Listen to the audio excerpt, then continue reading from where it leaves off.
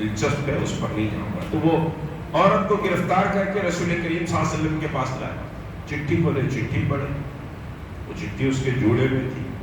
تو بہرحال جوڑا بھی سمجھیے کہ صاحب ناجائز ہے۔ اللہ کے رسول نے کہا یہ جوڑا اونٹ کا کوہان ہے، اونٹ کا کوہان، اونٹ گرتی ویسے اپنے سروں کو مت بناؤ۔ تو خیر چٹھی لائے حضور صلی اللہ علیہ وسلم کے پاس، کھول کے پڑھے تو حضرت حاتم کی چٹھی تھی۔ تو حضرت عمر نے کہا یا رسول اللہ، حاتم منافق ہو گیا، دشمنوں کو ہماری اطلاع دے رہا ہے، اس کی گردن اڑا دوں گا۔ کیا کہے؟ منافق ہو گیا، ہماری اطلاع دشمنوں کو دینا منافقت ہے، منافق ہو گیا، اس کی گردن اڑا۔ اللہ کے رسول صلی اللہ علیہ وسلم نے اپنے چہرے اقدس کو ایسا اٹھایا، حضرت عمر کو کھولتے ہوئے کہا عمر تم نہیں جانتے کہ حاتم بدری ہے، بدری صحابی ہے، تو بدری صحابہ کچھ بھی کرے تو معاف، ان کا مقام و مرتبہ بہت بلند، ان کو تو 2 وظیفے ملتے تھے، یعنی تمام مسلمانوں میں سپر گروپ کوئی ہے تو بدری صحابہ کا۔ تو بہرحال سمجھیے اب اللہ کے رسول صلی اللہ علیہ وسلم 10,000 کا لشکر لے کے نکلے، اور وہ جو لشکر لے کر نکلے بہت بڑی ٹیکٹس، بہت بڑی اسٹریٹجی۔ جنرل محمد اکبر نے کتاب لکھی، دنیا کے بہت بڑے جنرل ہیں، حدیث دفاع لکھی انہوں نے کہا کہ محمد رسول اللہ کمانڈر ان چیف کی حیثیت سے جس طرح یہ لشکر کو لے کے نکلے ہیں تو بہت سی دنیا کی فوجیں آج وہ اسٹریٹجی کو اپناتی ہیں۔ کامن روٹ سے آپ 10,000 کے لشکر کو لے کر نہیں نکلے، بلکہ ایک الگ راستے سے نکلے۔ کیوں؟ کہ لوگوں کو اس لشکر کی اطلاع نہ ہو۔ اب دوسری بات، رسول کے ایڈمنسٹریشن کو پر 1 سیکنڈ کے لیے غور کر لیجیے۔ جو کہیں شادی میں جا رہے، تقریب میں جا رہے، ایک بس کو لے کے جا رہا ہے رشتہ داروں، پورا اٹھا پٹک ہوتا 15 دن، انتظامات کیسا ہونا، کھانا کیسا ہونا، سونا کیسا ہونا، ایسا کیسا ہونا، ویسا، انتظامات پہ فکر رہتی۔ یہاں سے وہاں اگر ایک ڈسٹرکٹ سے دوسرے ڈسٹرکٹ کو لے جا رہے، ایک 40-50 لوگوں کے عمرے کو لے جا رہے تو پورا نیچے اوپر رہتا ہو، ان کے سلانے کا، ان کے کھلانے کا، ان کے جانے کا، آنے کا، سب مسئلہ۔ 10,000 کا لشکر موو کر رہا ہے محمد رسول اللہ، 10,000 ہے، اور 10,000 کا لشکر 10 رمضان کو موو ہوا تو 20 رمضان کو مکہ شہر پہنچا، تو 10 دن 10,000 کا لشکر موو ہو رہا ہے، 10,000 لوگوں کے کھانے کا، پینے کا، ٹھہرنے کا، سونے کا، ٹینٹس کا، فلاح کا سارا انتظام محمد رسول اللہ صلی اللہ علیہ وسلم کمانڈر ان چیف کی طرف حیثیت سے نگرانی کر رہے ہیں۔ یہ چھوٹی بات نہیں تھی، ایک اجتماع کر لیے تو کتنا پریشانی ہوتی، کتنا سمجھے کے ساتھ مسائل کو دیکھنا پڑتا، یہاں 10,000 کا لشکر موو ہو رہا۔ تو بہرحال تو وہ آپ اڑتک راستے سے نکلے، اور بڑا مشکل راستہ تھا وہ۔ جنرل محمد اکبر نے جو نقشہ کھینچا، وقت بہت ہو گیا، ان تفصیلات میں سمجھے کہ نہیں جا سکتا، کنٹرول کرنے کی طرف آ رہا ہوں تو، اور ٹائمنگ آپ نے جو سیٹ کی کہ ہم رات کی تاریکی میں مکے کے پہاڑوں پر پہنچے، اسٹریٹجی، نیچے مکہ شہر پہنچ جا سکتے تھے، مکہ شہر میں انٹر ہو جا سکتے تھے، لیکن جو ٹائمنگ سیٹ کی رسول کریم صلی اللہ علیہ وسلم نے کہ ہم مکہ شہر کے ان پہاڑوں پر کیمپ کریں گے پہلے۔ رات میں لشکر پہنچا 10,000، اب اتنی دور سے آئے، تھک گئے، بھائی سو جاؤ ایسا، میں کیا بولا، ریسٹلیس۔ حضرت عمر کو کہا، حضرت عمر کے ساتھ ایک گروپ کو دیا کہ تم لوگ نائٹ گارڈ ہو، پورے لشکر پر نظر رکھو، کہیں سے کوئی سیکورٹی لیپس نہیں ہونا چاہیے، پورے لشکر پر نظر ہو، باضابطہ پہرا دیا جا رہا ہے لشکر کے اطراف۔ اور یہی مرحلوں میں حدیبیہ کے عصر کی نماز کو 1 رکعت پڑھ کے اللہ کے رسول نے نماز خوف میں تبدیل کر دیا کیونکہ دشمن آ رہے ہیں۔ تو بہرحال حضرت عمر کو سیکورٹی انچارج بنایا، اور ادھر پورے ٹینٹس مکے کی پہاڑیوں پر، مکہ پہاڑیوں سے گھرا ہوا شہر، مکے کی پہاڑیوں پر پورے ٹینٹس پڑے ہوئے، 10,000 لوگوں کے ٹینٹ، اللہ تعالیٰ کو کیا عالم ہوگا۔ اللہ کے رسول نے کہا کہ ہر ٹینٹ کے پاس 2 مشال روشن کرو، 2 ڈپلومیسی، حکمت، تدبر، فراست، دانائی، کیا کیا چیزیں میرے آقا و مولا پیش کر رہے ہیں، 2 مشالیں روشن کرو۔ صحابہ نے کہا یا رسول اللہ ایک کافی ہے، ایک سے روشنی ہو جائے گی، نہیں 2 کرو۔ نیچے سے دشمن جب مکے والے تمہارے اس لشکر کو دیکھیں گے تو تمہاری تعداد ان کو دگنی نظر آئے، تمہاری تعداد ان کو دگنی نظر آئے۔ بہرحال سمجھیے اب مکے والے دیکھ کون آ گیا، سارے مکے میں کھلبلی ہے، اوپر اللہ کے رسول صلی اللہ علیہ وسلم کا لشکر۔ ابو سفیان چھپتے چھپاتے لشکر کون ہے آ کر جائزہ لے لیا، آتے حضرت عمر کی گرفت میں، کیا انٹیلیجنس اور کیا سیکیورٹی تھی ان کے اندر، بلکہ سیکیورٹی خود ایک سبجیکٹ ہے بہت بڑا رسول کریم صلی اللہ علیہ وسلم کے جنگوں کا۔ اگر آپ ایک عنوان بنائیں کہ سیکیورٹی آف دی محمد رسول اللہ، انٹیلیجنس آف دی محمد رسول اللہ، اسٹریٹجی آف دی محمد رسول اللہ، ڈپلومیسی آف دی محمد رسول اللہ، یہ سب عنوانات ہیں، یہ پورے عنوانات بن سکتے ہیں۔ تو بہرحال سمجھیے کہ ابو سفیان گرفتار کر لیا، چھوٹا واقعہ نہیں تھا۔ ابو سفیان کی گرفتاری یعنی مکے کا ٹاپ لیڈر جو اسلام دشمنی کو لیڈ کرتا وہ اریسٹ ہو گیا، تو مسلمان خوش تھے۔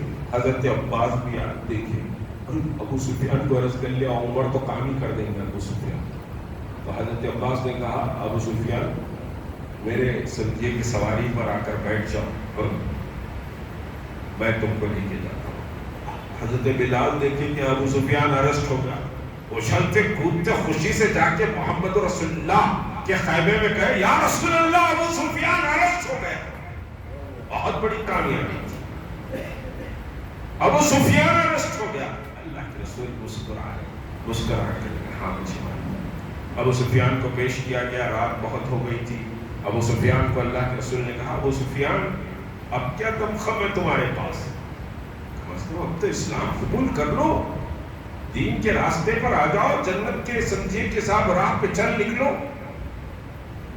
تو ابو سفیان نے کہا کہ محمد صلی اللہ علیہ وسلم اللہ ایک ہے، یہ بات سمجھ میں آ جاتی ہے تھوڑا سا اللہ ایک ہے، مگر عبداللہ کے یتیم کو اللہ نے رسول بنایا یہ سمجھ میں نہیں آتی۔ یعنی اللہ کی وحدانیت کو ابو سفیان نے تسلیم کیا، رسول اللہ کی رسالت کو تسلیم نہیں کیا۔ حضرت عمر تلوار کھینچ کر اللہ کے رسول نے عمر کی تلوار کو ان کے ہاتھ کو پکڑ لیا، عمر ٹھہرو، عمر ٹھہرو۔ اور پھر حضرت عباس کو کہا کہ بہت رات ہو گئی ہے، صبح ابو سفیان کو لے کر آؤ بات کریں۔ وہ صبح 20 رمضان المبارک 8 ہجری کی صبح تھی۔ اب مسلمان تو مارچ کرنے والا تھا کعبۃ اللہ کی طرف، پورے شہر مکہ کا کنٹرول لینا تھا۔ صبح لے کر آؤ۔ صبح حضرت بلال نے اذان دی نماز فجر کے لیے، تو ابو سفیان بھی حضرت عباس کے خیمے سے باہر نکلے، آنکھ ملتے ہوئے حضرت عباس بھی نکلے۔ تو ابو سفیان نے دیکھا کہ محمد رسول اللہ کے خیمے کے پاس لوگ گڑبڑی کر رہے ہیں، بھگدڑ مچی ہوئی ہے، اور کوئی چیز کو حاصل کرنے کے لیے بھگدڑ مچی ہوئی ہے، بلکہ کوئی کسی کا ہاتھ پکڑ لے کے اپنے چہرے کو مل رہا ہے، کوئی جسم پہ مل رہا ہے، بھگدڑ سی ہے، نیوسنس۔ ابو سفیان نے کہا عباس تمہارے بھتیجے کے خیمے کے پاس یہ کیا گڑبڑ ہو رہی ہے؟ حضرت عباس نے کہا کہ محمد رسول اللہ نماز فجر کا وضو کر رہے ہیں، تو وضو کے پانی کے حاصل کرنے کے لیے صحابہ ایک دوسرے پہ ٹوٹ پڑ گئے۔ وَتُوَقِّرُهُ وَتُسَبِّحُهُ بُكْرَةً وَأَصِيلًا۔ تو بہرحال ابو سفیان نے کہا عباس اگر تمہارے بھتیجے کی یہ عزت ہے تو پھر وہ رسول اللہ ہی ہے۔ یہ بات کہ اللہ کے رسول کے خیمے میں حضرت عباس کو لائے، حضرت عباس ابو سفیان کو پیش کرے، ابو سفیان نے بہرحال لا الہ الا اللہ محمد رسول اللہ کا اعلان کیا۔ پھر اس کے بعد یہ کہا کہ میرے لیے کیا ہے؟ تو اللہ کے رسول نے کہا ابو سفیان جو تمہارے گھر ٹھہرے گا اس کو امان۔ یہ ہے ڈپلومیسی۔ ابو سفیان تمہارے گھر جو ٹھہرے گا اس کو امن، ہم کچھ نہیں چھیڑیں گے اس کو۔ جو کعبۃ اللہ میں ٹھہرے گا اس کو بھی امان۔ جو ابن حزام کے گھر ٹھہرے گا، دوسرا مکے کا سردار تھا، اس کو بھی امان۔ جو اپنے گھر بند کر کے خاموش بیٹھے گا اس کو بھی امان۔ جو راستے میں آئے گا اس سے جنگ ہوگی، وہ بچے گا نہیں۔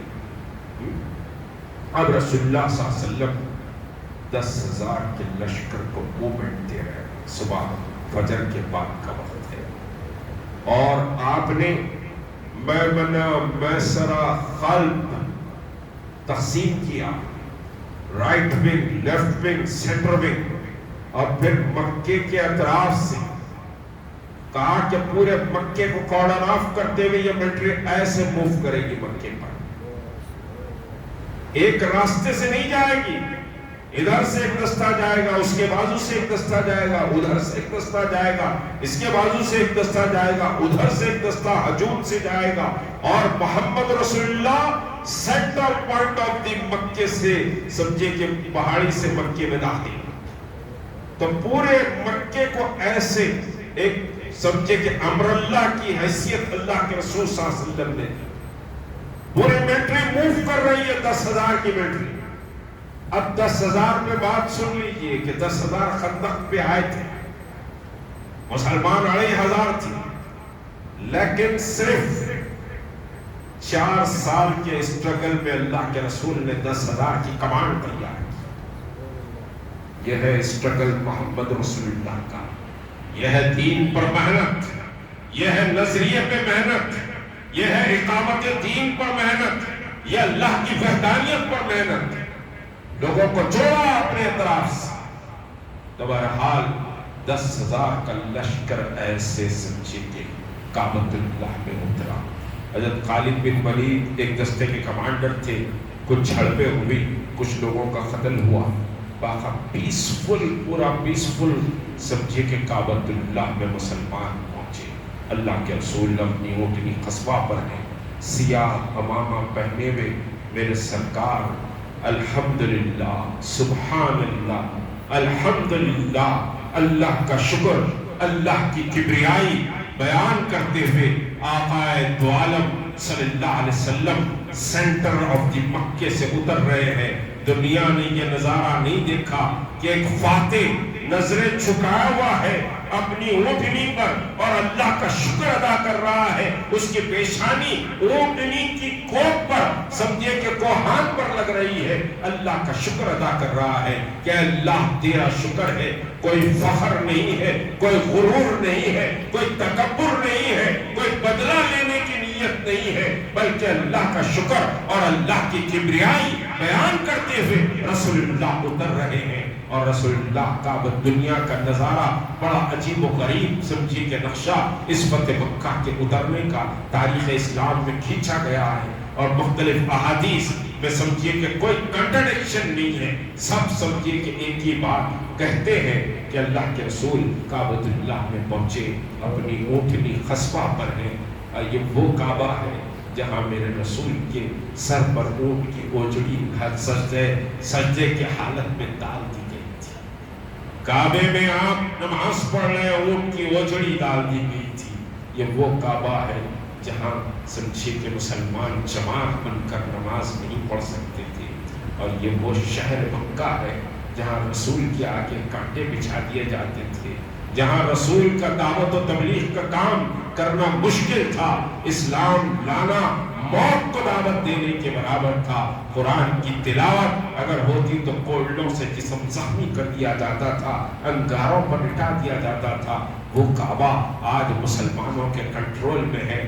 بلال بھی اس سمجھے کے لشکر میں ہے، خباب بھی اس لشکر میں ہے، آل یاسر کی نسل بھی اس لشکر میں ہے۔ مصعب بن عمیر جن کو ان کی والدہ اور چچا نے برہانہ گھر سے نکال دیا تھا کہ یہ کپڑے بھی میرے ہیں، جا محمد سے کپڑے پوچھ لے، وہ ننگے بازار میں سمجھیے کہ محمد رسول اللہ کے سامنے آئے ہیں۔ وہ حضرت مصعب بن عمیر جن کے عطر کی اور جن کے لباس کی خصم مکہ کھاتا تھا، جو ناز و نم میں پلا ہوا نوجوان، وہ سمجھیے کہ نوجوان کو اس مکے میں برہانہ کر کے محمد رسول اللہ کی سمجھیے کہ جانثاری کے ذریعے نکال دیا گیا تھا۔ آج وہ کعبے میں مسلمان سمجھے کہ اپنی قوت، اپنی طاقت، اپنی شجاعت کے ساتھ کھڑا ہوا تھا۔ اللہ کے رسول صلی اللہ علیہ وسلم بہرحال کعبۃ اللہ میں اندر داخل ہوئے۔ حضرت بلال ساتھ ہے، حضرت یاسر ساتھ ہے، رسول کریم صلی اللہ علیہ وسلم اندر داخل ہوئے۔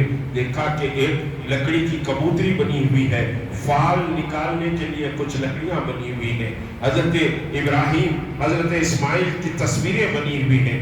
آپ صلی اللہ علیہ وسلم نے اپنے دست اتھر سے ان سارے چیزوں کو صاف کیا اور سمجھیے وہ کبوتری کو توڑ دیا، اور پھر اس کے بعد فال نکالنے کی لکڑی کو بھی توڑ دیا، اور اس کے بعد آپ نے وہاں نماز ادا کی۔ کعبۃ اللہ کے اندر صفائی کے بعد آپ نے نماز ادا کی۔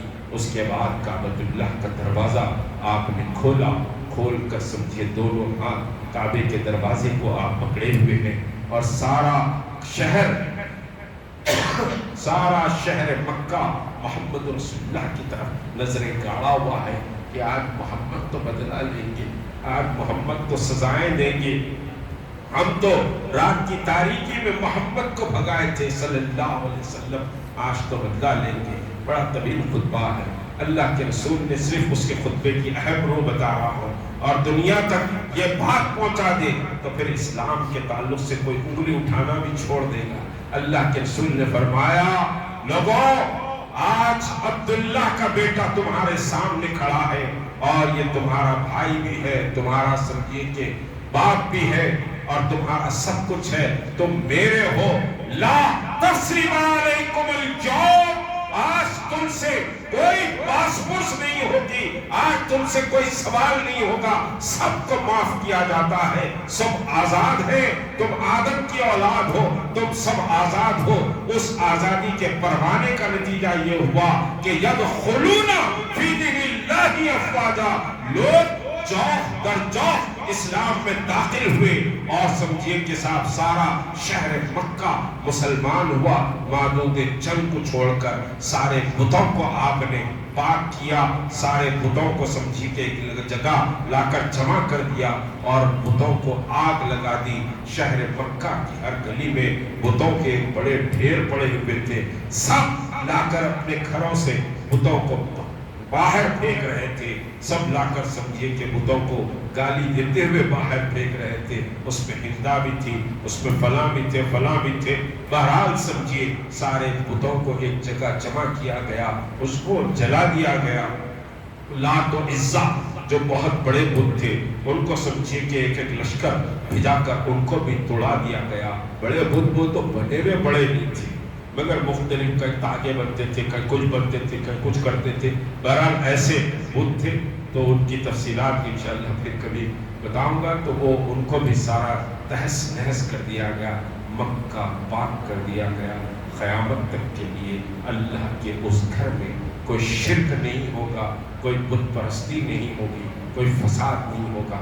اس شہر مکہ کا گورنر ایک چھوٹے 18 سال کے ایک نوجوان بچہ جو نو مسلم تھا، جو ابھی اسلام لایا تھا، حضرت عمیر کو اللہ کے رسول نے مکے کا گورنر بنایا، اور ایک اشرفی ان کی تنخواہ فکس کی، اور سمجھے کہ ایک نوجوان مکے کا گورنر بن کر مکے کے ایڈمنسٹریشن کو سنبھالا۔ تو بہرحال کعبۃ اللہ سے بتوں کو اس طرح پاک کیا گیا۔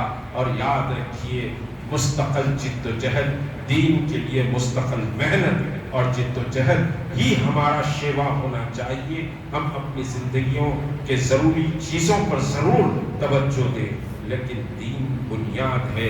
دین سے غفلت مت بدلیے. دین سے غفلت بدلیں گے تو یہ ملک میں آنے والی نسلیں دین پر قائم نہیں رہ سکیں گی.